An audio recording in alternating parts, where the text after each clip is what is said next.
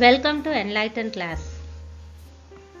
நம்ம டெய்லி யூசேஜில் வரக்கூடிய ஒரு சில சென்டென்சஸை எப்படி இங்கிலீஷில் சொல்லலாம் அப்படின்றத இந்த வீடியோவில் பார்க்கலாம். வீடியோக்குள்ளே போகிறதுக்கு முன்னாடி enlighten class சேனலை சப்ஸ்கிரைப் பண்ணாதவங்க சப்ஸ்கிரைப் பண்ணிக்கோங்க. கூடவே பக்கத்தில் இருக்க பெல் பட்டனையும் ப்ரெஸ் பண்ண மறந்துடாதீங்க. 6 மணி வரைக்கும் காத்துருங்க. Wait till 6. Wait till 6. நான் 7 மணிக்கு திரும்பி வருவேன். I will return at 7. I will return at 7. எங்கள் தேர்வுகள் அடுத்த வாரம் தொடங்குகின்றன.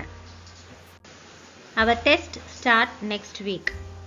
Our test start next week. இது ஒரு நல்ல கேள்வி. It's a good question. It's a good question. இது ஒரு சரியான பதில். It's a correct answer. It's a correct answer. அவர் அறிக்கை எழுதினார். He wrote the report. He wrote the report.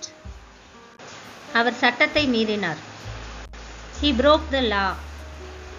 He broke the law. சட்டம் மாற்றப்பட்டது. The law was changed. The law was changed. அவள் என் கையை இறுக பற்றி கொண்டாள். She held on to my hand tightly. She held on to my hand tightly. நாங்க ஒரு round table வாங்கினோம். We bought a round table. We bought a round table. அவர் வீட்டில் இருப்பதை போல் உணர்ந்தார். He felt at home. He felt at home. நான் வெளியே போகணும்னு உணர்ந்தேன். I felt left out. I felt left out. Tom இல்லைன்னா நான் போகணும். Either Tom or I must go. Either Tom or I must go. நானும் அதை விளக்க முடியாது.